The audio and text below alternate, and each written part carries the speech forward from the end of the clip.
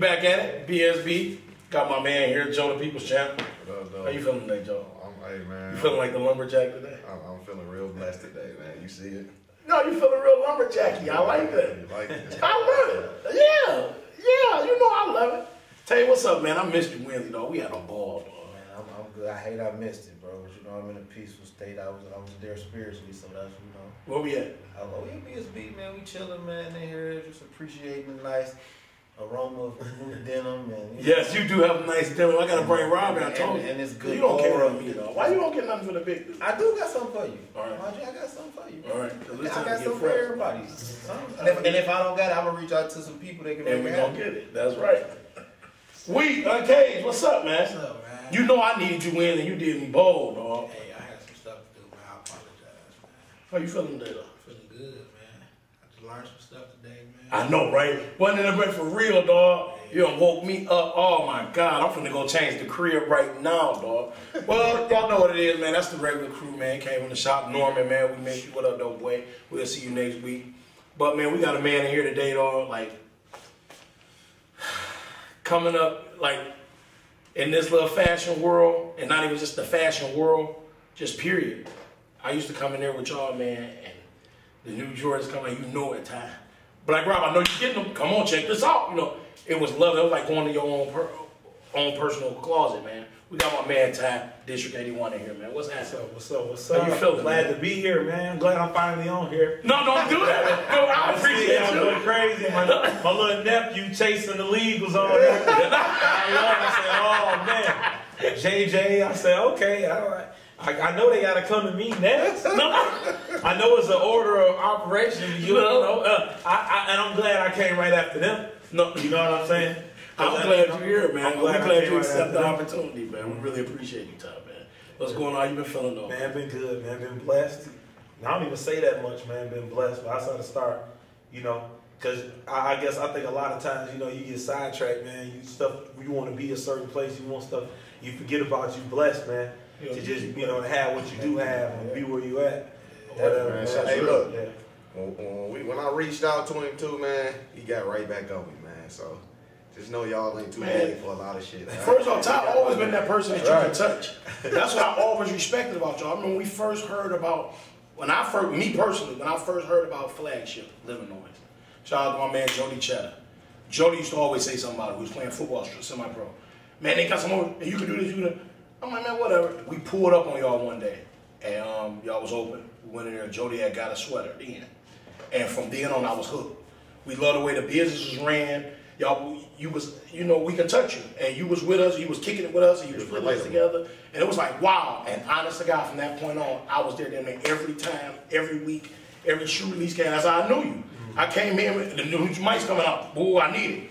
Such and such coming out, I need it. And then y'all was like, for real.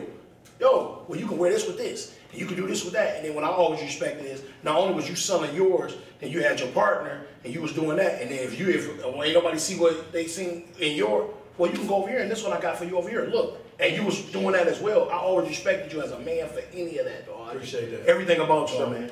It was just wonderful, man. But how you get started in this clothing game anyway? Well, you know, in the beginning stages, I went to a NBA All-Star game in Philadelphia. Wait, no. Was it? No, it was Atlanta. I did go to the Philly one, and that's when the jerseys first came out. But when I went to Atlanta, I saw guys walking around with like NBA patches on their pants, and I'd never seen that before. You know, and I thought, I mean, you know, when you see something and it's so different to you, because I always had that unique like eye as far as I love fashion, I love stuff like that. So when I saw that, I was like, whoa, this is amazing. Like, and they had all the teams on their pants, and this was before the brand made it that it was it was before that. Yeah. So I came back like, dude, I got to do that. So I was already like selling Rockaware and stuff like that in the neighborhoods, like Rockaware clothes. I went to New York, got some Rockaware and academics and all that, came back selling it. You know?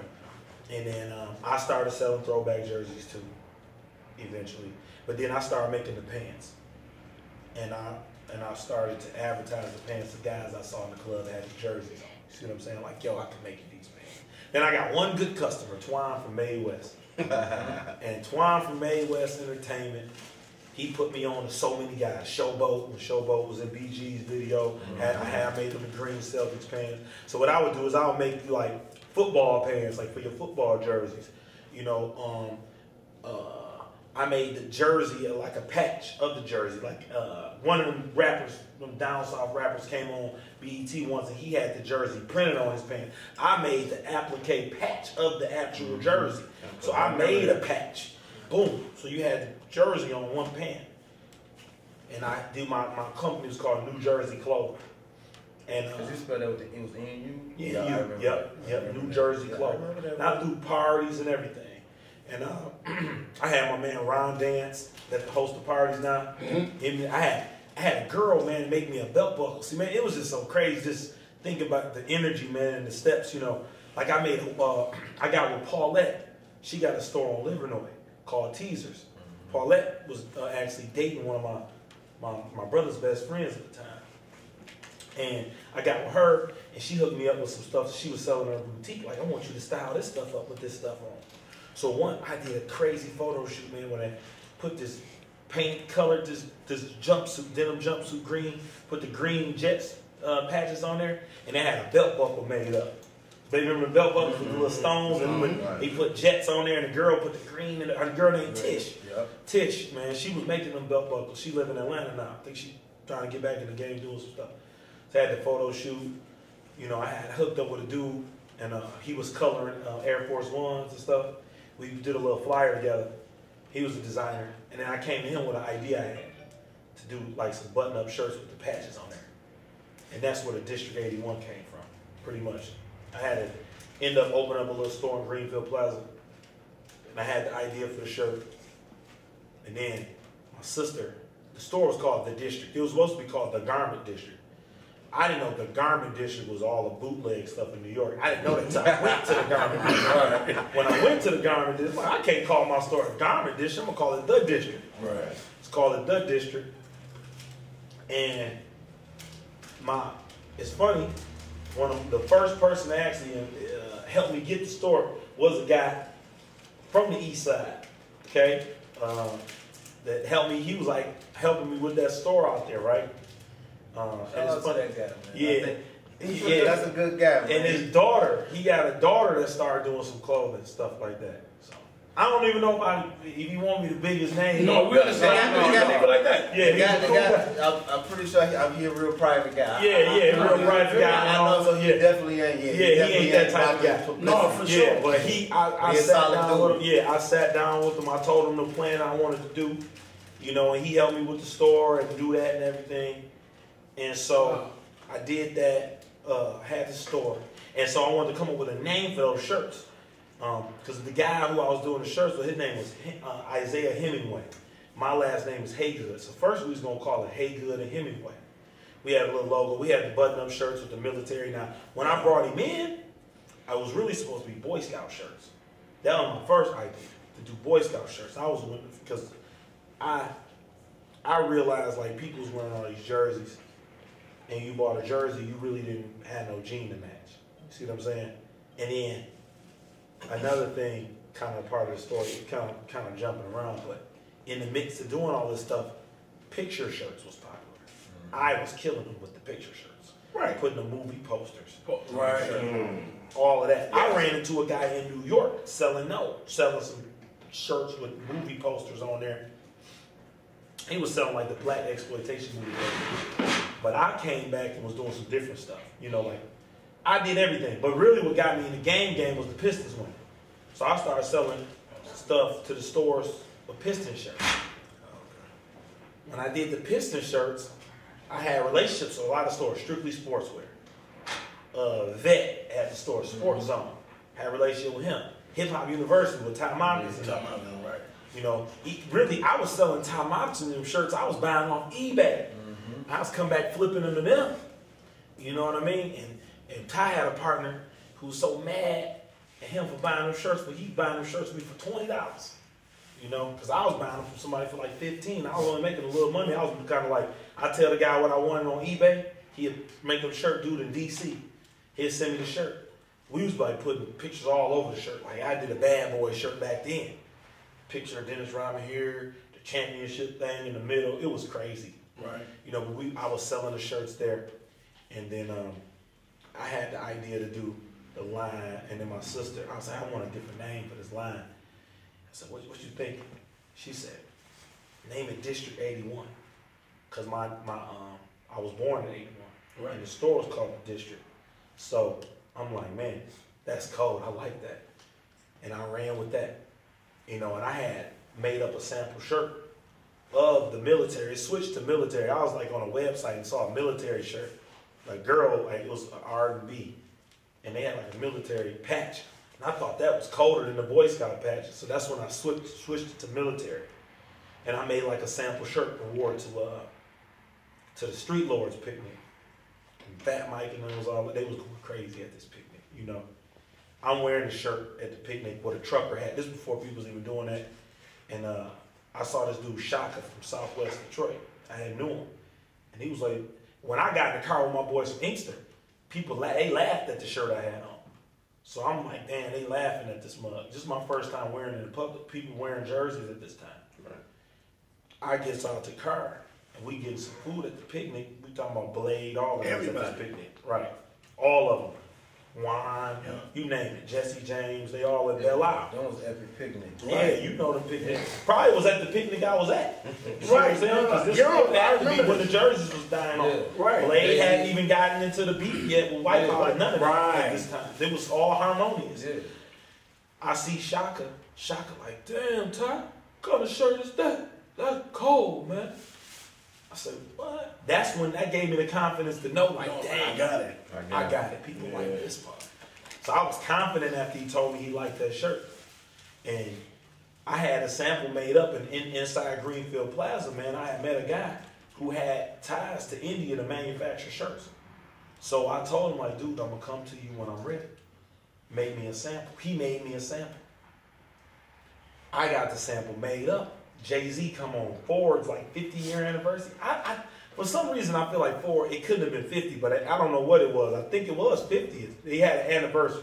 Probably was longer than 50th, but they had Jay-Z rapped at it. And it was in Detroit, in Dearborn, this day anniversary. Oh. Because, you know, we the home, of course, of Ford. Right. Ford, they house right over. Oh, you said Ford. All right, so you know this is yeah. For sure. They crib right over. So Jay-Z performing, and he's wearing a military shirt that looks identical to mine. Right. I'm talking about the same shirt. So I was like, whoa. People calling me. Like, Jay-Z? I'm like, dog. Listen, bro, I had a few relationships out of town with stores, like Leaders in Chicago. Yeah. You heard of Leaders? Yeah, I know Leaders. My first move, though. There's some cool guys right there. Shout out to them. Yeah, shout out to Corey at Leaders and Vic and them, all of them boys. Them boys, curve, they go man. crazy. Yeah, they be ahead of the curve. So I said, my first decision, though, is I only store that was major, really. Well, I ain't gonna say the only store, but one store that I knew that everybody knew of, and I didn't have a relationship with, was for me. I had a relationship with pretty much everybody else. City Man, I knew Al Wassam and them. I didn't sell them much stuff, but here and there I sold Al Wassam. Here and there I sold Rob Marks and them, Detroit Authentics. Yeah. You know what I mean? I hadn't started selling Pinnacle yet, but I was selling people here and there. But I knew they only know me for the t-shirts. You see what I'm saying? So if I come to them with this, they might not respect me for that. You see what I'm saying? They might want consignment. I didn't want that. I didn't want to do that. I just wanted to come in there with my product and they take it. So I went to the store that I had no relationship with at all. 4 Men, first store. Went and saw Calvin. You know Calvin. Yeah, Calvin, the first person I showed the shirt to. I said, what's up, man? Said, you know, he knew me from the parties. They knew I was doing the Jersey thing, so it was a respect level as far as like this guy is doing something. He knows he does something. Like we know of relationships, right? So they didn't know me, and I used to work at Fairlane too. They didn't know me though. They didn't know me my name or nothing. They just saw me. You just familiar, like familiar. They probably knew I was the New Jersey Kid. That was my nickname, New Jersey Kid. So they might have known that because of my flyers or this, that, and that. I said, man, you see Jay-Z in that thing? Yeah, we saw that. Boom. They couldn't believe it. Like, I said, yeah. It's real. Doing this, dog. For sure. For sure. He said, man, all right, man, can you deliver? Can you do this? Boom, boom, boom. Because, man, I'm going to order. Ordered it for Eastland and Fairland. I jumped in the car, drove to Chicago. I showed it to Corey and them in Chicago. He didn't like the American flag on it. They was pro-black at the time. They was real black. Yeah, Black owned business to They wasn't playing that in Hyde Park in Chicago. They was like, nah. Showed a couple more people, they ain't bite on it. I ended up, I think I sold, what's the name? 4 Men and Hip Hop University, and I think that's it. Come up fast forward, I ended up doing a clothing show, and Strictly's was in it. Strictly was my baby, and City Man, they knew me well, but they didn't even know District 81 was mine. Right. They saw the shirts, and they wanted them, and they immediately, I told them, if you want them, you gotta pay me up front. Ain't none of that me leaving them and dropping them off. They was already hot. Like, I had seen them, when I went out the first weekend I put them shirts out, I saw them all over. I know my homeboy Blood was wearing it. You know what I'm saying? Blood felt like blood like that, but he a big guy. And when he had it, we like, man, what you doing? You know what I'm saying? I remember. Go ahead. I remember. Yeah. But that's what it was. It was hot. It was instantly, it's like different nowadays. It's like instantly, to be totally honest, from day one, immediately, it was the hottest local clothing line. Right. You know what I'm saying? Like, and bro, right away, you was prepared for opportunity, mm-hmm. and you had your shirt prior to anything coming up. Jay-Z just was like perfect time. It was perfect time. And you ain't say, yeah, he rocking my shirt. Like, yeah, you see this, don't you? You see what it is, like he's a ball. and you left it to the consumer to say, that is that. Let me get that. You feel me? And the consumer being the buyer for the store on that aspect, you know what I'm saying? Mm-hmm. But that opportunity presented itself, like we were just talking about, right? And if y'all want to hear something crazy, go Google YouTube Royce the 5'9" video hip hop. The funny thing about that was a heavy rotation on MTV Jam. Mm-hmm. He's wearing the sample shirt that don't even say District 81 on it. If you look at what he's wearing, you'll see the first District 81 prototype. Wow. And that's on a blank shirt that come from some store. I bought it and got the patches made from a local embroidery shop. Mm-hmm. He had it on before Jay-Z even wore it. So the first person to ever be on that, because you gotta think this military shirt thing, people don't understand. This sparked a nationwide trend. Ooh, it was. Y'all talking about everywhere. Everywhere. JB's, they got my first one out here. You know what I'm saying? And that all came later down the line. The JB's and all of that came later. But and I went and got a sales rep. My first sales rep was the sales rep I went to the clothing show with the intents on getting a sales rep because I had done them myself and I wanted a rep. You gotta have, having a good sales rep is very important in this business because they got the relationships with all the stores. I hired my first sales rep. He sells a cool now, but Jerry was my first sales rep. That Jerry, good guy, man. Mm-hmm. He was selling at the time Indigo Red. Right. Ooh, yeah, sure was. And he put me on, got me in JB. That's when boom. I got in the Lark. That was the biggest store in Chicago. And they closed now. I was in JB's. At one point, I was in more stores in Chicago than I was here. Because Jerry in Chicago, anyway. No, Jerry was in Virginia. He still is in Virginia. Okay. But he's a Midwest salesman. Yeah, that's what he was. Midwest. So this what, 06, right? 05, 04? You really talking 05, 06. Right. Pretty much 04, but when it really started going is 05. Take it off 05, 06. 05 is when it really was. But yeah, basically, once I got the sales rep, I got in more stores, blah, blah, blah. And then it's just a transition and blah, blah, blah. So, that's how I got started, though, pretty much. That's pretty much the story. That's the start. Of your start, That's right considered the start right there. So when did Flagship become in? Flagship, while I was doing District 81, I ended up meeting, my flyer was in the malls, and I ended up getting a call from a young guy. At the time, it was me and Ron Dance pushing the District 81. And, Ron had his little moments. He liked the party. He liked the fun parts about the game. And I had a guy kept calling me wanting to learn and wanting to be down. He was like, man, my name is Joe, man. I work at Fairlane at the Lady Foot Locker. I'm trying to do this. And I'm like, all right, man. But he kept calling me. And I was like, man, I didn't have he wanted to get down with District 81. I really couldn't do nothing with him. The company wasn't big enough at the time. Right. But he wanted to do something. And I called him, I said, man, this guy keep calling me, man. He want to do something, man. I guess I'm just going to let him come on. I'm going to have to do something. Was home. Right. Hey, because he keep calling me. Right. So I said, man, come over to my crib, man. We're going to do something. So we come over to my crib, and I show him what I'm doing with the picture shirts. And at the time, man, I just had a whole bunch of different designs because I just ran them off, sold them to the stores at will. They was just going to buy whatever I printed. Right. And then whatever they liked, we kept going. So we talking Robert De Niro casino pictures, right. New Jack City, Nino Brown. Right. That's all what's going on these shirts. So he sees the shirt. I say, dude, look, I'm gonna sell these shirts to you cheaper. I'm gonna print these shirts for you. You bring me your t-shirts. I'm gonna print them to you cheaper than what I'm gonna give you like a wholesale price. You can go out in the streets and sell these shirts. People will like them. You do what you want to do. He got on it and made a whole book with the prints in there and he was in the streets. Mm-hmm. See, people didn't know. I'm not even from Detroit. I'm from Eastern and Westland. They don't know me. Only people I was doing business with really knew me, and the guys I was selling jerseys to. Those were the first relationships I made in the city. Right. But he is in the streets. He hit the streets selling. He hit the ground running, man, selling t-shirts. In the streets.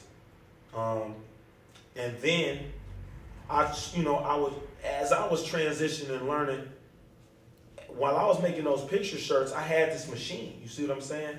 I knew picture shirts was not gonna last forever. So I had to figure out, how do I use this machine going forward? Right. And while he was even around, I figured out how to use the machine. And I figured out that I could make shirts that was just like this with the same machine. And it didn't have to be a picture. And once I knew that, I knew that was going to be a step that we was going to have to go to after the pictures. Right. So he was around that whole time. He learned as I was learning, and I taught him some stuff, but a lot of stuff as I was learning, he was right there. He was growing with me. He went on the road. He was modeling my stuff and stuff like that. I remember some of them flyers. Yeah, I put them on the flyer. That was classic flyers. Yeah, it took a lot of time. Wearing the big baggy clothes. Mm-hmm. But he had the shoes. See, Joe, he had the shoes. So when he was excited, but he had shoes to match all this stuff. Because back then, you couldn't really necessarily, you could tie something back to a shoe after the shoe already come out. Right. You see what I'm saying? So some of the color schemes you make, you just shooting in the dark. I'm just gonna I'm gonna put this on here, put it out there. Hope for the best. Joe had the shoes, so he would come, had all the shoes, did the photo shoots, and so down the road, Joe had an idea for a clothing line, and then my man owned a dirt label, and we said we was gonna come up with a store with all three, because Joe started his brand, Joe's Coney Island. First it was called something else, but the final thing he landed was Joe's Coney Island. Critty had the dirt label. So we gonna come out with 3 stores, and it's in the clothing business, if you have your own brand and you have a store, it's called your flagship store, your flagship location. Yeah. So we were gonna be 3 brands, and we was gonna share a flagship location, call it Flagship Boutique. And we looked at Royal Oak, stuff like that. I always wanted to be on Livernois. I thought Livernois was this is it. So this got potential. I just would ride by it, and I just felt like, man, Livernois is the look, man. Mm-hmm. Just remind me of Little Royal Oak. It just did. Yeah, right. I saw the potential in it. I said, I want to go to Livernois. Critty said, nah, I grew up around the corner from here. Because he lived in, he grew up in, it's a nice neighborhood back there. Critty lived in one of the nice neighborhoods. Yeah. He grew up over there. He man, I don't want no store in this neighborhood. So we kind of didn't really look at that as an option. Critty ended up finding a better opportunity that only could fit his brand in the Royal Oak. As soon as he found that, I'm like, shoot, Joe, we got to make a move. We going where I want. Right. Bam. As soon as he got his keys, we like, damn, Critty got keys. We had our keys 2 weeks later, literally, to the Livernois. We built it out. I talked to the landlord, man, I don't really know, because having a brick and mortar was new for me. overhead. I'm like, you know, I know I gotta build this business. I gotta get it up to speed. You know what I mean? I'm not negotiate with them landlords. Like, listen, man, your building been vacant. I'll trust me, brother. I feel Right. That's what I said. Yeah, you're right. It's been vacant. We've been But because you've been in business, you was able to come to him like, I understand that you've had an empty building. Now, you can get something. Right. I can give you what you want. But the funny thing is this, like he said, being in business first. Yeah. He's an older man. He said, all right, I didn't even have to say nothing. I'll give you this place. We're going to start you off at $600 a month. $600. I was in Greenfield Plaza playing $1,100. Right. We talking about on the Livernois, but Livernois wasn't nothing then. No. Right. So, and I talked to him later. He passed away now, rest in peace. Sure. But I talked to him later. He said, you know what, Mr. Haygood, you know, the reason why I gave you this place for $600 a month, because you know you came to me, you know, unlike other people, they come to me and they tell me they're going to open up and they're going to do so well, and they're gonna blow it out of the water. You said that you had to build it and put them into it, and I knew you knew what you was doing when you said that. You know what I mean? He said, I knew you knew what you was doing, and that's from coming in business, because you know you coming with that. Everybody that starts a business, they think in their mind, just like I did, honestly. But I already learned that lesson.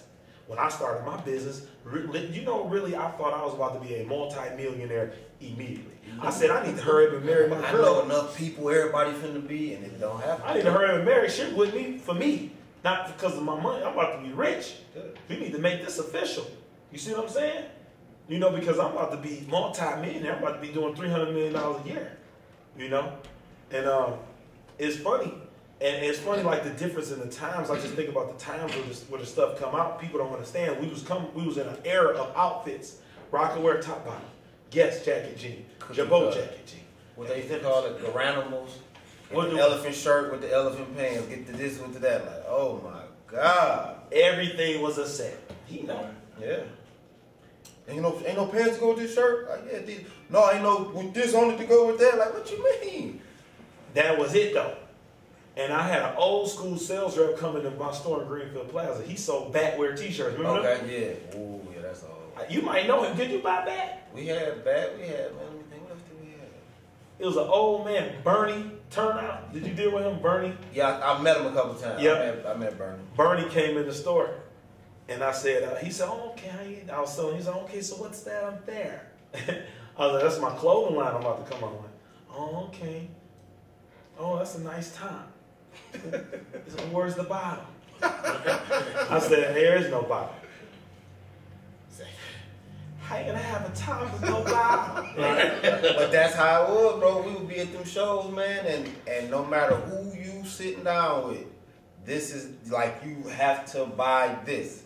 It was outfits, but they really was like, you know how joggers, like you had to get this Nike with this Nike, like that's how it would be. Like they not gonna just show you, here's 10 shirts and here go 2 jeans. You pick what you want. It's like here's 10 shirts and here's 10 jeans. This go with this shirt. This got the red. This is blue. Go with this. You be like, and everybody was like trained on that. So you like broke the mold, damn near for real. It honestly, like when you look back, it literally, bro. If you ask anybody, that I didn't sell everybody, but I sold enough people. I sold Villa when they only had one store in the mall. I sold Kicks USA. I sold Walters in Atlanta. I sold the Lark. And all of these companies, if you know these companies historically was buying tops and bottoms, this was one of the first. This was the first probably in that came out that wasn't an outfit, didn't have a bottom. But see, this goes back to being. You never can go back to being that close when you're young. You can't go back. You can't get that time back to be to your pulse to be that close with, because you know what people are gonna be willing to do because you are the person. Mm-hmm. So me knowing I'm young, and I'm knowing like I'm selling picture shirts that don't have a bottom. We wearing jerseys that don't have a bottom. So the customer has been buying things and putting a different bottom with it. Right. So this will be just an easy transition. They are willing to do it. And they didn't have a problem with it. Mm-hmm. Nobody had, and the store owners knew too. It wasn't like I didn't have to convince the store owner. Right. I don't think any store owner They said a bottom would be better. Oh, you get a short, you'd be good. But it wasn't necessarily. When you brought up here, it was like, oh yeah, give us something. But see, it was just getting the consumer to realize that it's okay to buy that jean with that shirt. Like, it's okay. Mm-hmm. But it was just the consumer in their mind, oh, that's just a t-shirt or that's just a jersey. But if it got a collar, it should have a bottom. Like, people always just felt like if it's a button up, it should have a bottom. It's like, no, man, you gotta relax. Just trust me, bro. Take this. And the funny thing about y'all, man, and Pinnacle and Cal, is I think that, and I can remember the whole process of it getting in here. And I think that once funny thing about Cal is, if District 81 was just some like white man's brand, it would have never been in Pinnacle, because it was a lot of other places first. And Cal really, I don't think, wanted that. He didn't want to have something that was other. I didn't know Cal. You know what I'm saying? I reached out to Pinnacle about something a long time ago. I think it might have been some t-shirts or something. I reached out to Pinnacle to do some business when I wasn't even ready to be doing no business. Put it like that. Because they had a party. Pinnacle had a party at it wasn't even Excess at the time. It was like the apartment. But it wasn't an apartment either, bro. Right. Yeah, I mean, they all the new names. It was before it was even a candy bar. The party was there. Yeah. You probably was barely. How old are you? I'm 37. So I was just barely was able to even get in there. I was just there like working type of thing. Yeah, it was like a big party. And if somebody was there too, they brought somebody. We had somebody was in there. Cause that's when my uncle used to bring. He brought Mystical here. He brought. I forgot who we had, but that was after he had did the original James and Moet party, like way back. That was another big party that he did. See, he did so when we was there. My boy said, yeah, he owned a store, Pinnacle. I was like, okay, and I had never heard of it, but I was, I ain't from Miami, right? So, but long story short, when Cal knew it was somebody from Detroit and black, and I was selling it myself, and Cal never bought it from the rep, I don't think. No. He bought it from me. I remember you coming over here bringing it. Yeah. Right? He bought it when I sold it. When he saw it and I talked to him myself, he said, I remember. I'm going to give you a play. That's the thing. I'm going to give you a play. I'm going to give you a play. What you think? I'm like, that's sweet, huh? Yeah. All right, I'm going to give you a play. All right, I'm going to give you a play. Roll me an order.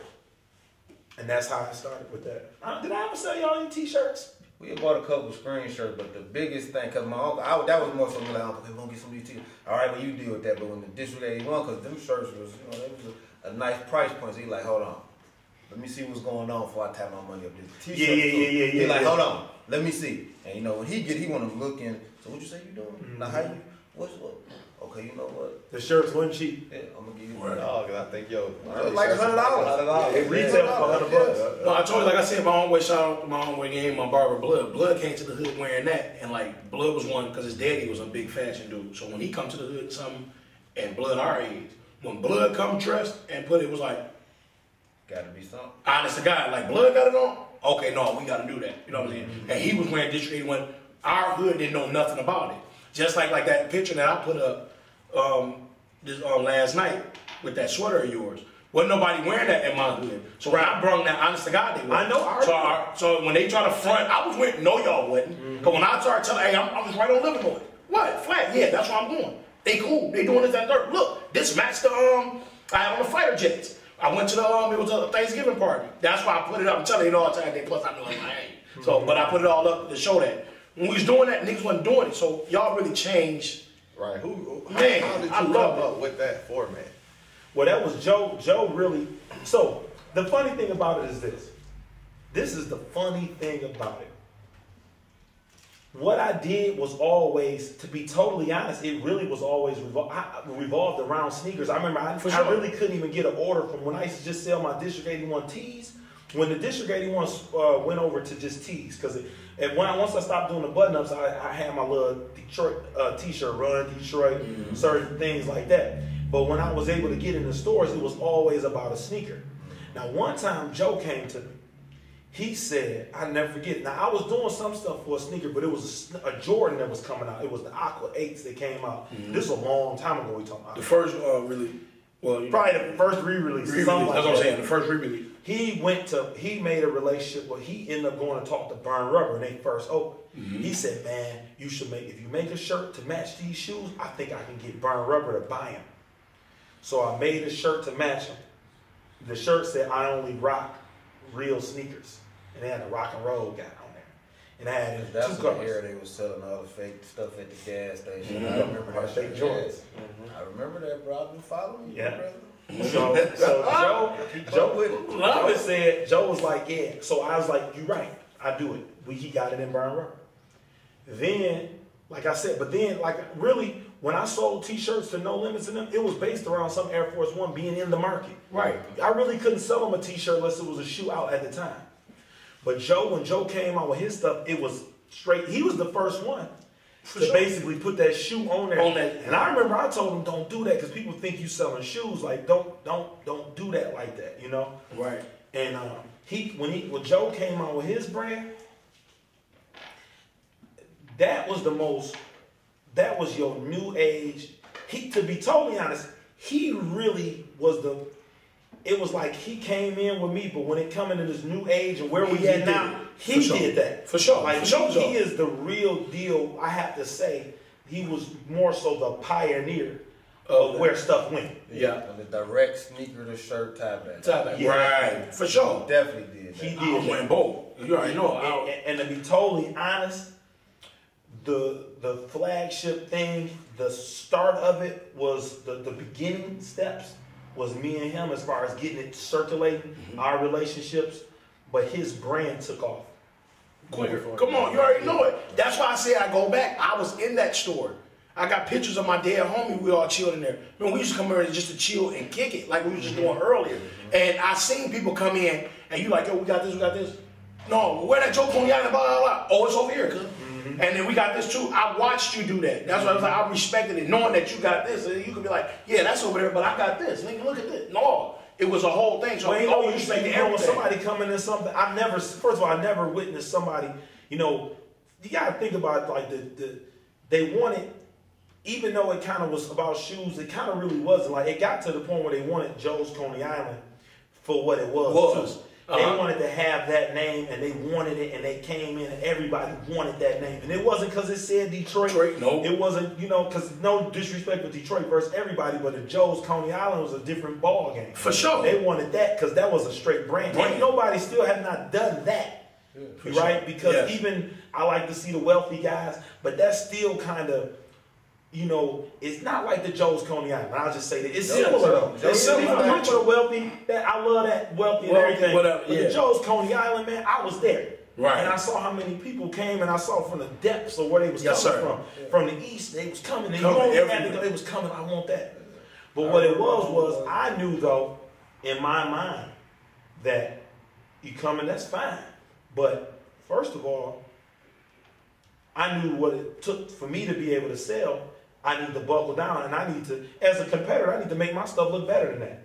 For you see what I'm saying? I need to make my stuff, because at the end of the day, I was looking at Joe's Coney Island in my mindset. I see, just like he looked like, okay, I learned from District 81 better than that. That's what you're supposed to do. You got to do that. And I looked at Joe's Coney Island and said, that's cool, but I know people. See, I always study people. When I came on my brand, I said, you got to know why your brand is selling. For you to maintain. You have to know who is your customer. You have to know who your customer is. You have to know that. You have to know why they're buying your product. So when I looked at it, I said, I know these customers and who's coming in and who they are. Yeah, that's right. And at the end of the day, they're buying this because they've seen somebody in it. But it resonates nothing with them. At the end of the day, they want a Joe's Coney Island because they want a Joe's Coney Island because somebody wore it. But what is that?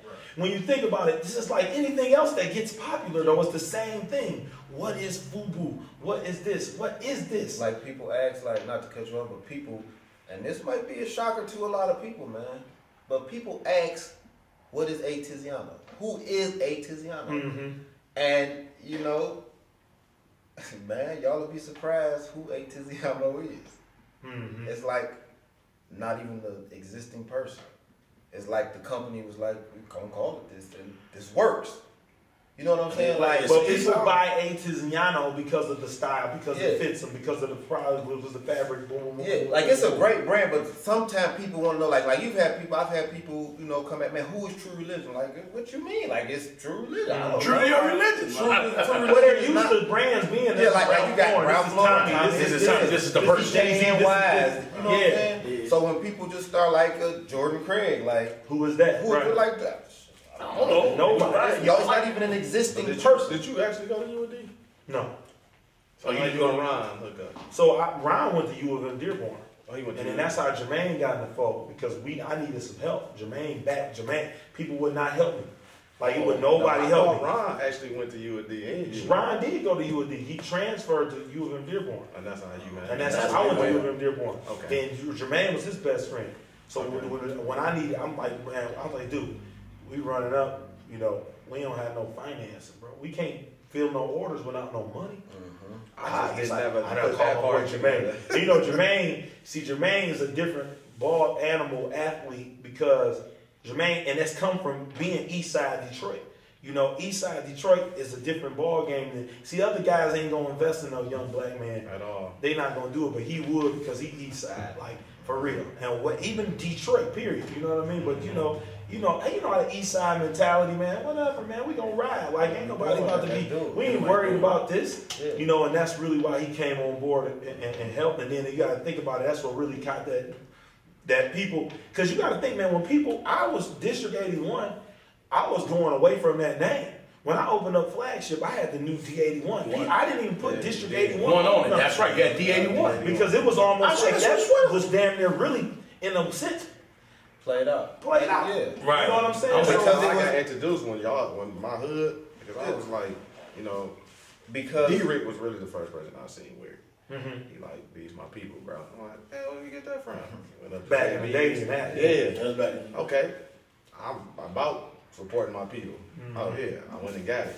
And then I'm like, District 81. I didn't even know if they had nothing to do, you know what I'm saying? But that's how I got introduced to it. Then I heard y'all open up the store. Then that's when I seen Joe's coming out and in you, and I'm like, oh, this dope. You know, but see, but what I was saying, I said, I'm gonna make, because I already know how to do it, I'm gonna make my stuff for these people that's coming in here. Right. They're coming in for this, I'm gonna do certain things. There was certain things I did that, like Joe's Coney, like he didn't have to. It was certain stuff that how his format was.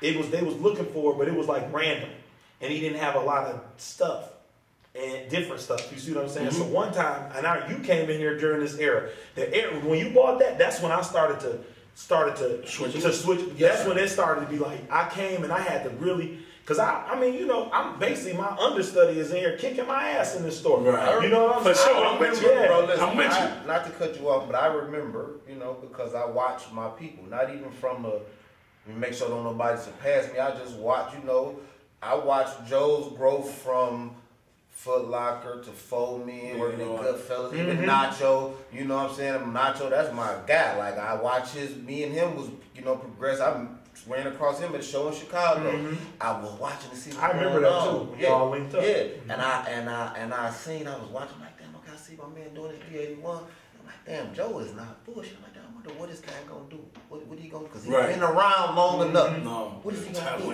And then it was like, boom. Yeah, and it was like you had to be like, okay, you know what? I can't do what I want. I gotta give the people what they want. Yep. You could. It's not like I can't keep trying to show them like, look, I know this is a more mature. Like, you know what? No. You know what? This is what I want. Let's go. This is what I want. Let's go. Not only am I gonna give you what you want, I'm gonna give you so much of what you want at such an amazing rate and such an alarming rate that y'all go OD on. Because that was the thing. That's exactly it. That's what shocked the city. We can go on the Flagship and they can print it right now. They print it right now. It's gonna match your shoe right now. The thing about it is, it was kind of that changed though. See, what I did was I had to tell you that evolution because it was a little different. Because what happened was the first thing I did was I went to the design room hard.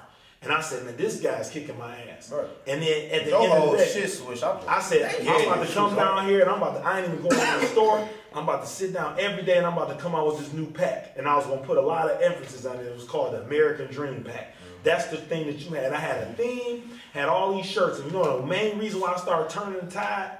I made a whole rack.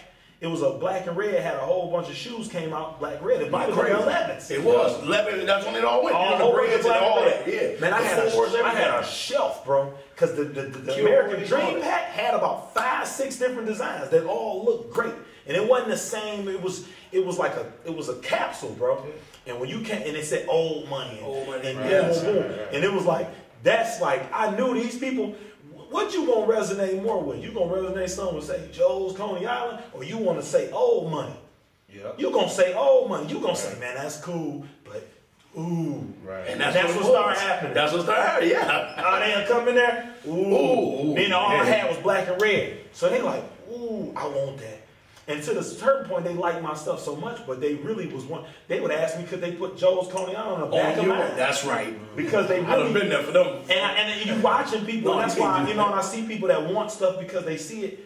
And, you know, one thing about it, though, is, you know, they started to get to the point where it's like, man, but then they got to the point where it was like, like you said, OD on it, I'm going to keep hitting you. Remember, everybody ain't loyal. Keep squares on that shirt. We coming straight on you. Say, and they wanted that. Stay consistent. Once you reinvented yourself and went back to the basics. Mm-hmm. Like when you was at the point, man, you know, this whole District 81, I'm just gonna go D81 because you was like, man, maybe this thing ain't as strong as what you like. You know what? I'm gonna go all the way back. I'm gonna break it down to the bare minimum. I'm gonna go back to the basics. What got me here? Mm-hmm. So and once you did that, bro, you got that hunger again, and you got to see like, okay, so they fuck with me. Mm-hmm. So now, okay, bet. Mm-hmm. So now you there. You got that going. Boom. Everybody loving this dope. You got the Illinois situation. You got the store out on what's that, Michigan in Wayne. On Michigan, I've been out there before too. Boom. You got that going. Now, I ain't gonna lie, Ty, you killing them with the comedy joint. Mm-hmm. Cause I'll show you right now. You think I'm lying? I got you. I'm on your text, my brother. You already know it. You feel me? Yeah, that's what we getting at. I'm on here right now. I got your what's the name right now? I'm on the text thing. Oh yeah, me too. Oh, okay. You on the text thing? What? Hell yeah, I'm on the text thing. Okay. I'm on the text thing. I gotta go through all this bull, but I'm on there. And let's do an event. Me and Brittany did the Battle of the Sexes. That's why I told you. Remember when we was walking and you had met my cousin that night? I'm like, yeah, you like, I got the spot. I'm like, yeah, I've been in there. We did the Battle of the Sexes. Yeah. You got that going. How did that even happen? And you bringing in some heat. Yeah. I be hating I gotta work in the morning because I gotta work Saturday morning. I be like, yeah, I wanna go. Man, I don't work. The funny thing about that is this, man. The funny thing about it is I got involved with it before I came out with this logo. It's funny. You know, the funny thing is even the store, like when we talked about earlier, where y'all cameras didn't see. But y'all missed them crazy. But we talked about how we talked about like the sweatshirt Rob got on in the beginning. People wouldn't wear that as clothes. And you know, and Nike stepped it up. And what happened when Nike stepped it up? We were selling this certain type of garments that people wouldn't wear before, and it became a trend to wear a sweatshirt and hoodie. And then it became people got tired of it, and it started slowing down severely. And what happened was, I knew I needed to get a change up. You know, and try to explore other options in business. Diversify myself. So the comedy, I had some guys that I've been knowing in the business forever, right? Came to me with that idea. And they actually really needed somebody to put the cheese up for them to actually get the building, get going in the situation. Right. And honestly, I was supposed to be a minority partner in the beginning of the situation. Like I wasn't even supposed to be, you know, doing anything. Like they had the expertise in running the business, right? You know, and in the meantime, of me doing that, I was able to come out with this and kind of bring my stuff back up. Yeah, you know, and that really kind of hurt me with time wise, because now my time is split so many different places. Because I probably wouldn't even did the comedy thing at all, honestly, had this would have came before that when I came up with the new logo and everything. But what happened was. I ended up basically becoming the owner of it. The liquor license in my name, the lease is in my name. You feel me? Yeah, a lot of black opening people up a new bar. Not even 40. You as well. A new bar called North Bar and Grill. That'll be open within the next few weeks. North Bar and Grill. Where that's be open for? That's like, to be totally honest, right in the front of Punchline. People don't know it yet. I advertise, but it's Punchline. We had a little area, a big area where we didn't use. It was just going to waste. Yeah. So we got a whole new. We done separated them. It's a whole new build out and everything. A whole new philosophy. That's what's up. All of that, man. So so that's kind of like me as a businessman. Looking for something to do for my son. Joe Claire was there last night. Oh, Joe Claire was there from Rap City. That's all. That would have been cold was to have him here. Right. Because he going out of the radio. He on the radio. Joe, and that's a cool guy. He would have did it. Dang. Because we grew up looking at Joe Claire. Hey, cool. What? Man, for real. Y'all ain't know that before Big Ticket. No, I love TV. But you know I ain't lying. Boom. What are your thoughts, man, on the current state of fashion right now? Because I have some real issues, and I speak on mine after you speak on yours. I think that basically the current state of fashion right now is the fashion, as far as we know it in our world, was always dictated by the rapper first. And as we said, the rapper, then the most popular street guy in our area. We know that. So now what's changed now is that, and we came up, the rapper had, because, Run DMC made the Starter and the Adidas and all of that, right? All those rappers, and then Grand Puba, Polo, right? So we used to make other brands popular and all that, and then we would go by that. We made the team apparel just popular in the 80s, right? So now you're in a situation where right now everything that's ever been in the market is in the market now. As far as everything, you had colored jeans, fitted jeans, blah blah blah, jerseys, tall tees, what they call extended tees. There you go. And I wasn't even gonna say that, but I was gonna leave that out. Yeah, but you're right. So now you in a situation where your rapper, we used to Eddie Murphy, Prince, and all of them when they went on stage.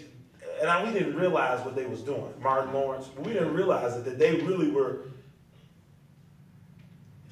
The comedian was trying to be a rock star, correct? No, for sure. Everybody. It's funny that you're saying that, because if y'all watch the evolution of hip hop, not to cut you off, sorry, but I have to say it because I wanted to say it when we were talking about it earlier. If you watch the evolution of hip hop on Netflix, and I didn't catch that, man. Oh, it's cold. No. You got to see both. You watch. All right. What's the Grandmaster Cash was talking about? What they didn't know is we had to come on stage to look like that. I wasn't wearing that. That's why they looked at Run DMC like, yo, they get it. They wearing what the street dude was wearing. They wearing what they want. Right. We had to come on stage and look. We didn't want to really wear that. You got your patch over here, this, that, and the third. Your spikes. He's like, no, we didn't want to wear that. That's what they but that's what we was doing that for the show.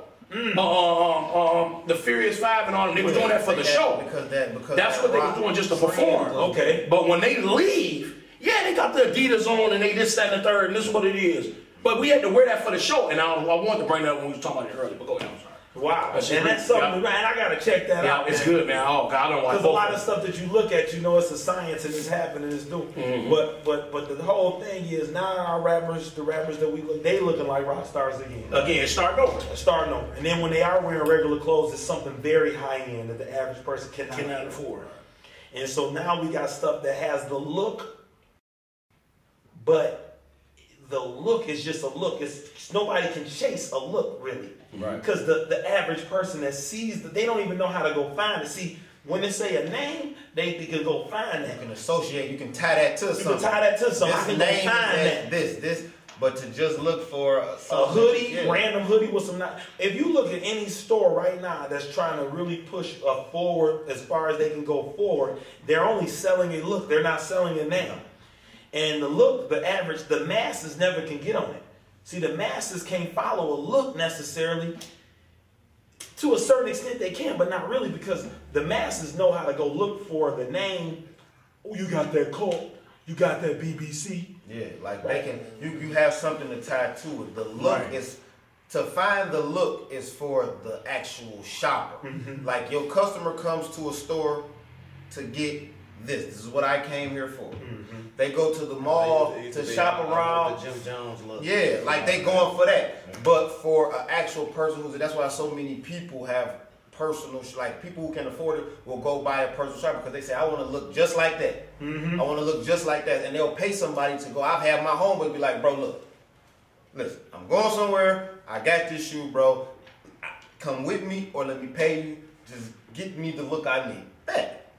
But I think the look right now, I think people are trying to fight not to mimic other people. See, right now what's trending and the look, you know, you will have, a store might come out, right? And they might do something that's right on time with the look. And the only really way for you to do it, you know, to really get what's going on is to almost do exactly what they're doing. Because, and people don't want to do that now because if you have a store, man, and people are coming in your store every day asking you for cult or whatever, you got to go get it, man. Because everybody's asking you for it. But people are not necessarily coming and asking you for this look. But you know that this look is really what they want. But somebody else might have beat you to the punch of doing it. And if you are a man of any type of standards, you don't want to look like you mimicking them. So you're going to try to do something different or try to mix it up or whatever you can way.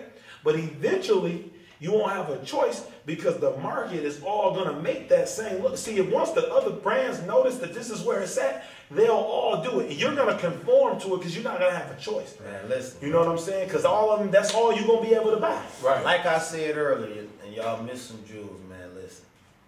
Balmain came out with the Moto Jean. The Moto Jean, for those who don't know, is inspired by the motorcycle rider. If you ever seen motorcycle racers, they have the pants on with the padding on the knee because when you lean into the turn, your knee toward the ground type of, that's where that padding come from. And when Balmain did it, all denim brands went to create what he just said, which was a look. Because you want to look like, I want the jeans to look like some Balmain. Hell, it's just like that in the car industry. That's how these trucks and stuff look the same way. Every car looked like a foreign. I remember before an American-made car looked like foreign car. Yeah. That damn the Road. I remember the Road. So now all our cars look like foreign cars. Yeah. So man, like that's what makes me sit back and be like, yeah, like this thing is become different, man. And it unfortunately, and I could be wrong, so I definitely want you to chime in on this. It's been things that I've noticed in fashion, man, and it feels good for me to be able to just talk to somebody about it because it boils my blood, man, to see the consumer want to just purchase so much expensive stuff. Oh man, like I could be, like my sister or some of my younger cousins, they always say I'm old, man, because if I'm gonna buy what I like to consider foreign, if I'm gonna go shop foreign, I really only like Gucci. I hate that they stopped making the Prada American cut, and I might buy some Louis. I feel like I don't really buy the Louis because I feel like they're trying to like remove them. They put themselves. They changing their prices to make it harder for a certain customer to get. Yeah. And I feel that just because I watch what's going on. But, you know, you have the consumer, man, who will go out and buy a Gucci loafer in their mind, but they actually buying a driver, trying to create a look. And I don't know if it's just a man thing or ego thing. They scared to come to a guy and ask for some help, and that what really bothers me in fashion right now. Because bro, it's people in. It's a reason that I have a store. It's a reason that you have a store. It's a reason that we chose to be in this customer service based. Like, bro, come talk to your people. Come talk to your local neighborhood fly guys, man. We can. That's what it's about. I just told you know what I'm saying. Like put your ego to the side and be like, hey, bro, how I'm supposed to play this? But I think a lot of people will. But I think to speak to what you've been saying, the game now from the real expensive thing, you know what I mean? That's actually scary, man. You know, that's actually scary because all the people that are looking up, first of all, they're looking up to different kind of guys now because the guys that's up on the things, they're not the stereotypical street guy anymore. They're doing some different stuff within the streets. And that's become street. The streets have changed. It's not all about this, that, and the other. Different. It's the scammer. Not. It's the scammer. Go ahead, I'm with you though. Those guys are. That's what I just said earlier. Those guys are wearing stuff that is almost unattainable. That's right. I just said It's unattainable, man. That's right. I mean, and, you know, and you got a guy wearing a 15 young guys that I done seen. I mean, I'm looking at their pages, man, and you got a $1,500 sweatshirt on, man. A $1,500 sweatshirt. That's a car. Right, it's for a multi-millionaire. For sure. No other way around it. That's what it's for. So I don't really know. And that's the thing. It's like when we looking at this game, we like, dang, we trying to dissect it. We looking at it, we like, dang, the trendsetters that everybody want to look like, they got to try to go break their necks to go buy something that's unobtainable for them. And it's crazy. And it's crazy. Somebody who got it for free. For And free. I think, They got it for free, though. But I think, you know, but I think me personally, man, what it is, and man, it is,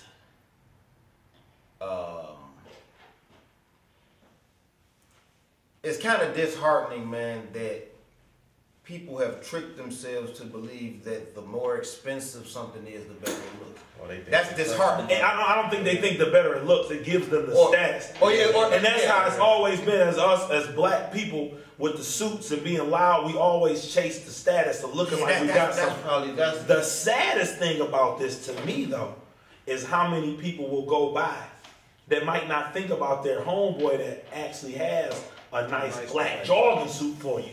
Right. And you got to go buy a Nike one because it's more money, but you don't even consider your homeboy. Your homeboy got a jogging suit, good quality, but you ain't got none of his, but you got the Nike ones. That's disheartening. You've been doing that a lot? I mean, still, people, not a lot of people, man, listen, man. I'm to the point now, the majority of people that even shop with me don't have a question. Okay, time out. Let me ask you this, time out. It just popped in my head. Hey, my red jogging suit famous, by the way. Right. Let me ask you this.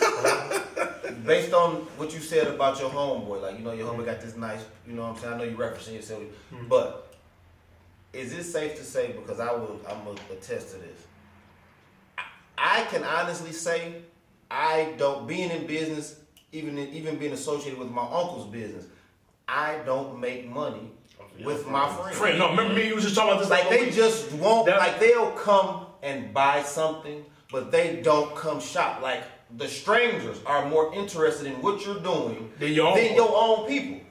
Is that? I mean, 1,000% though. I don't even have. I mean, it's to the point where personal friends buying some of my clothes. They know me personally, or they really. Man, if I really was to tell you how many of them, like, bro, you ain't got to tell me. It's only like here and there. Like when I came back with this, I got a few people of them back. You know, not a lot though. It should have been more. And then the more the quality of the jogging suits, I keep them. Dude, right now, I'm producing. I'm back in overseas making jogging suits, bro.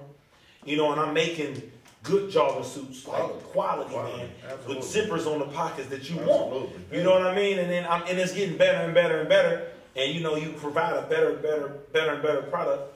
But you see, people, they wouldn't check for it. They would go buy the same identical thing of a Nike and not buy yours.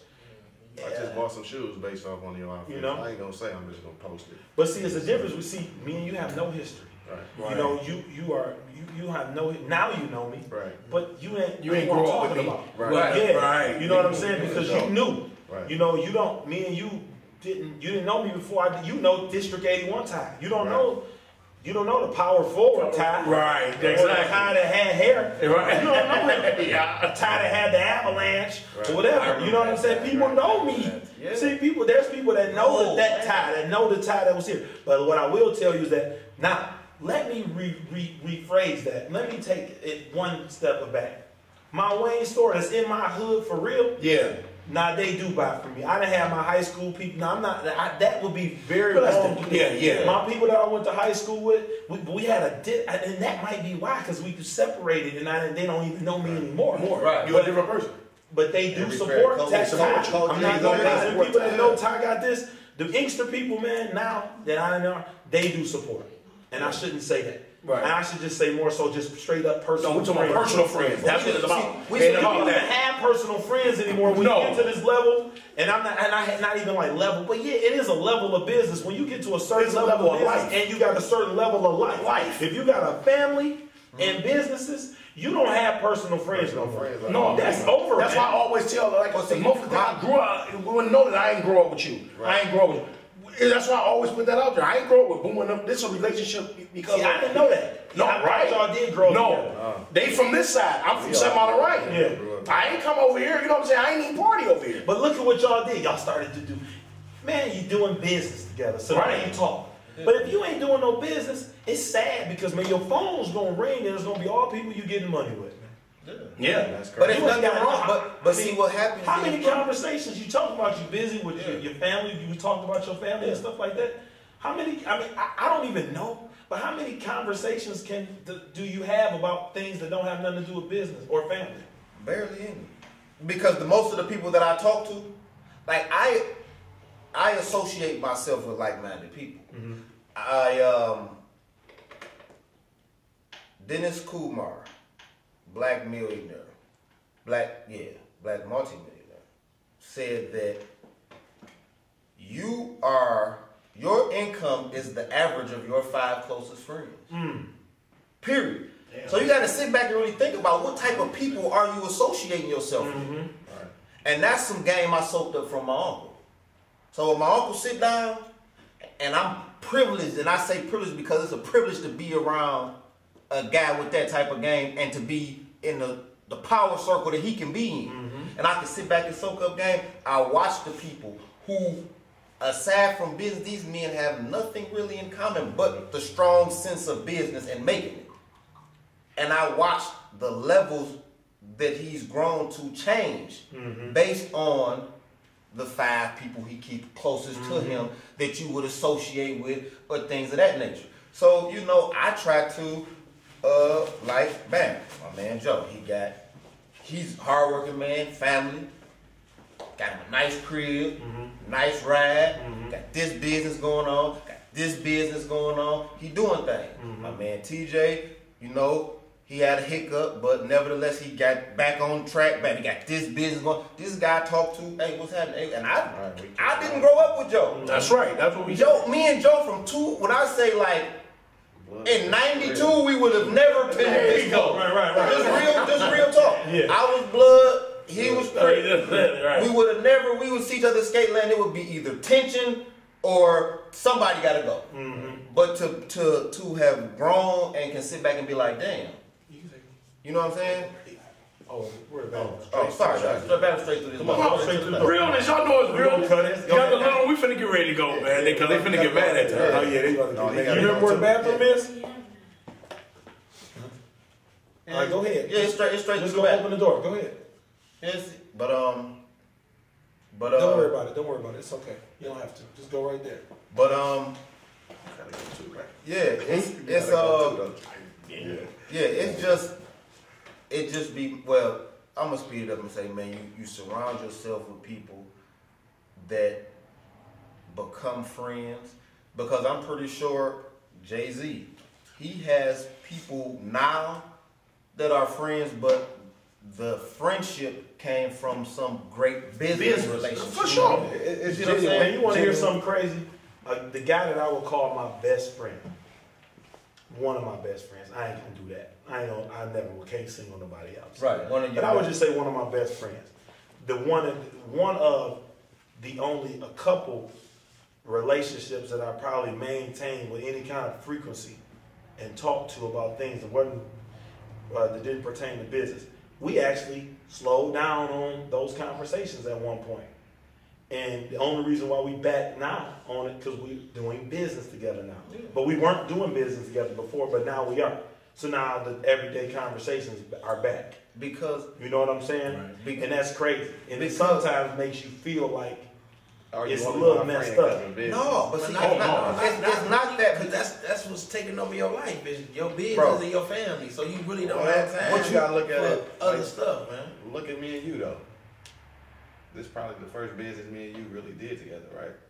Over the years though, since 6th grade, we talk about everything. Go places, do everything. Y'all kept a consistent friendship. Business never. That's a consistent friendship, though. You know but that's different. Yeah. But even if there's gaps in the conversation or time, bro, kings. If all the kings sit around and talk amongst each other who's running the kingdom. Mm-hmm. Like we can't. It's impossible for a king to run his kingdom sitting around having a conversation with another king. Right. So who running my shit? So it's understood. Damn, you busy? Okay, I feel. Yeah. Damn, but when we link up, we gonna have some. We gonna have some It's simple as phone calls too. You know, it ain't always favors and needs. I'm just, hey, what up? What you doing? What's up? How you doing? Let me take you. And I know some people that do try to maintain those type of things. Yeah. I got to get better at it. Yeah. I think the thing that kills you though with it is when you put that family part in there. Yeah. But when I got them boys, and they got to the point where, because you know, demanding all your time. yeah, and you know that, and that's something that I would only say that's probably the only thing that I ever once it came into play. See, because when they little, and you can see all your goals business-wise, because that's the biggest thing that you want. Mm-hmm. But then you start to realize it's like, man, you know one thing that I do want more than this business? I want these guys. Y'all want all my kids. But I can single out the fact that I love of course I got 4 kids. I love my daughters to death. Come on, they my babies too. Yeah. But when I grew up, what I wanted was sons. Right. You know what I'm saying? I wanted sons. I wanted some little versions of me to be able to watch grow up and to help and to put them in certain positions and to teach them and wanting the best for them. So when I started thinking about it, now here go these two. This is the things that I wanted more than anything else. Right. So now, any of this, anything, that I didn't come above this. Now I gotta provide for them. Yeah, that's what this going. But when I'm in there with them, man, it ruined my day, man. If they have a bad baseball game, you know what I'm saying? They out there, they ain't doing the stuff we worked on. And in today's climate, man, you know, just being a black father, raising a black son, or having a black, you know, or just a person of color, period, man.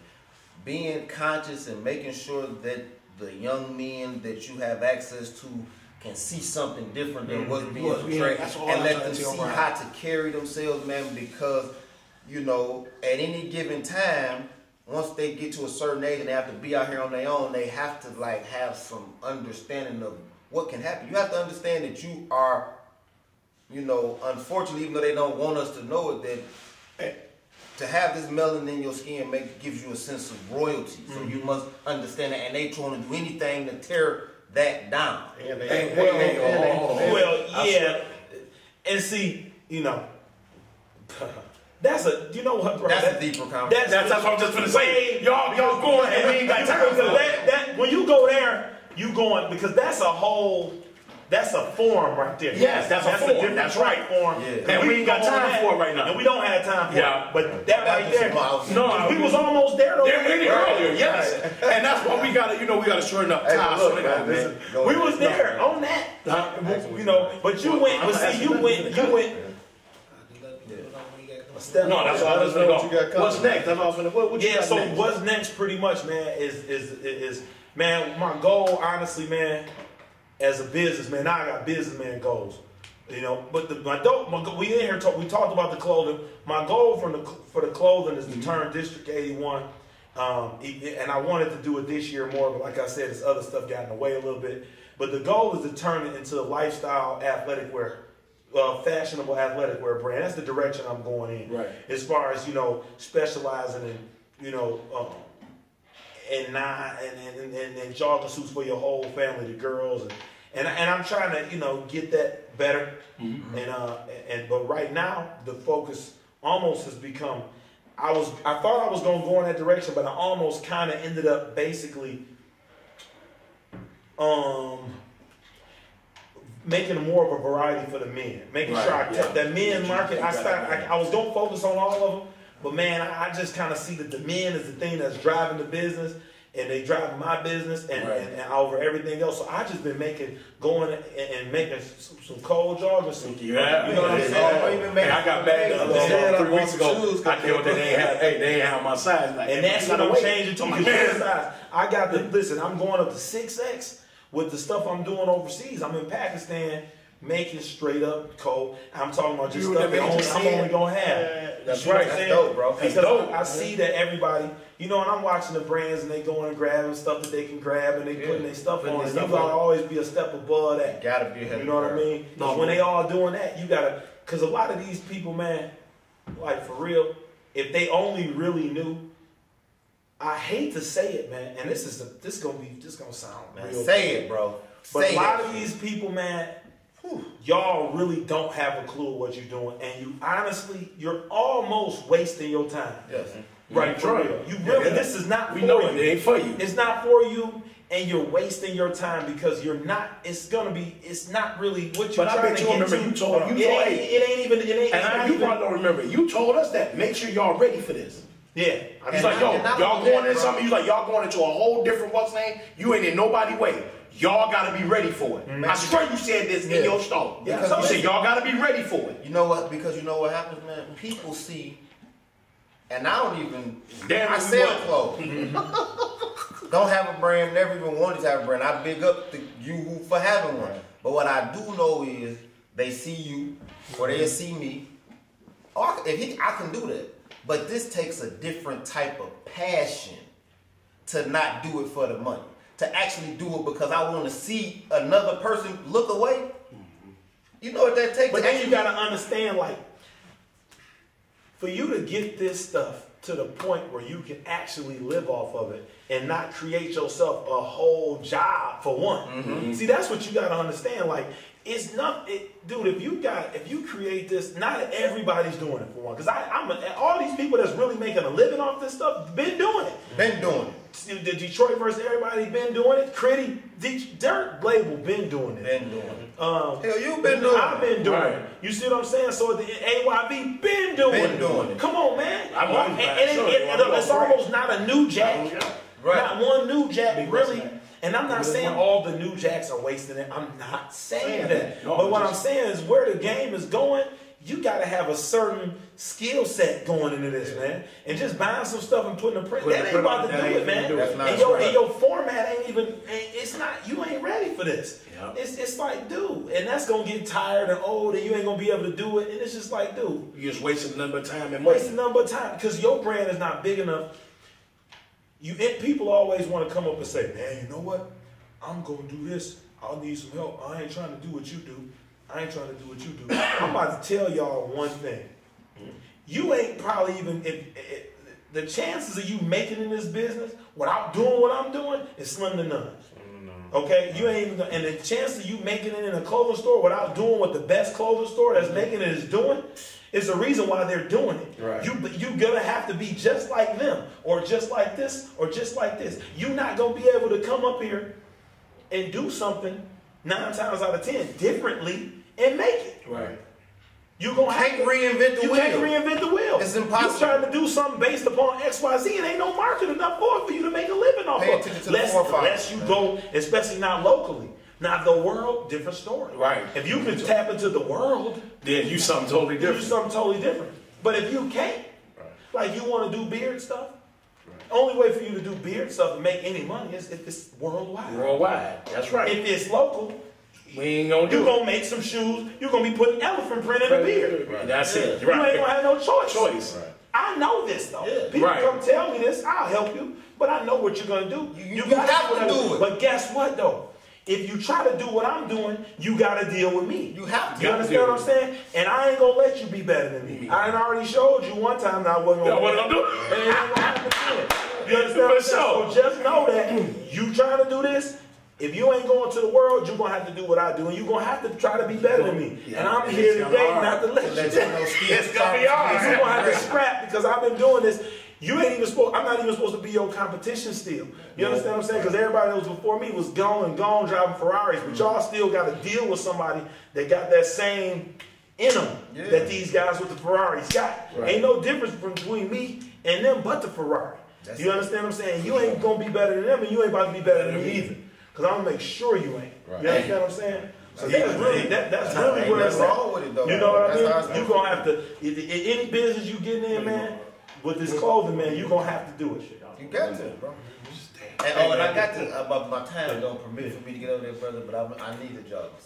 We all do need it, man. But we be stuck, so I got to figure out a way. You got the comp, you got the... I understand, but going forward, you will see when the time is right to come. No, I just got to... I got to elevate. It's some stuff you got to elevate, man. You got to elevate. And when you see the elevation, you know when it's like, it's like, because really at the end of the day, when it's certain stuff, same hours then, so I can't get when you on a certain, I don't expect it when you're doing certain stuff because I really don't make it. Like, you're not the kind of customer that I'm doing that ain't for you. Yeah. I'll be honest with you. I'm realistically, it ain't for you, but you will know when that time comes. No, I like this one. You know what I'm saying? I'm like, damn, I like that. But I don't push that. Right, that was This ain't what you're not gonna see. It ain't fun. Yeah, that's what I'm saying. But you got like that plane. I like that's what I'm moving forward to having. Because and let me just. No, we finna. Well, let me just say that, and this, I just want to ask you, is this a safe thing to say before we get off and get ready to everything up? So I was telling jogging suits to me for the young cats in their mid-20s is what Dickies were to me in my early 20s. Like when it went through a crazy Dickie phase and everybody was rocking Dickies, bro, like the hustlers threw on the Dickies this fall to everybody was rocking, like this time it was for Dickies. Like these young cats have made the jogging suit that. And the fact that you got in and can make it like how you make it and have people repping the T Grizzlies and Lil Baby. Yeah. Or Lil Durk, like they rocking, bro. I'll be like, hell yeah, like love it. That's what I was because I remember selling Dickies over here at a time when Dickies, I'm talking about white party, black party, niggas was wearing Dickies. But I would think the jogging suit always held a certain level of importance to people here. Just people didn't make them. Mm-hmm. Right, we always wanted to get a Nike one. That's right. We always wanted them, but nobody never really had it. Or you gonna piece it together and put a sweater on with your jogging pants. That's it. Because you gotta think when the companies made them, we was in. That's right. You know, but we were into jeans too at the time. We were into everything. But the jogging suit was heavy. We wear jogging suit, Alwasine. Jogging suit was always the thing. Pelly jogging. Mm-hmm. Jogging suit was always it. But guess what else was it? A denim jacket and jeans. Right. You know what I'm saying? So, but this and so now what it is it got the stage almost by itself now. Yeah, and it never had that. Because now we didn't already ran. Yeah. We didn't already did everything you we could possibly do with a jeans. And now we're like, Taven got to go to a show. And be sitting there like, he don't know what to do. I'm like, only thing he can do with it. You might as well cut the camera off. Nah, shoot. Because we're gonna have to. You know, you go to the show. End it right, man. You can do is something trendy. The only thing you can do is something trendy. And guess what? When you do that is you can't. It ain't safe no more. See right now. Look at this is safe. This is Cal from Pinnacles. Yeah. Right. but the thing is that he still hit. This looks like something that I would do. This represents from our era's closet, right? We bought a jabot, we bought a medium, a light, and a dark. For sure. That's what he got in here. Go back to the basics. We might have that in there. But at the end of the day, right now though, the scary thing right now is what's really like, and it's like what's gonna catch your eye is something that you don't know. It's a risk. You can get stuck with all of them, and then by the time he done bought this, but guess what? He can sell that machine next year. Yeah, for sure. Almost everything now you can sell in a year ago. This is the only thing that's taking a step, but not everything gotta be. All the jeans now look like a jogging pant. Right. You know, got a white stripe down the side with a string. You gotta outfit it together.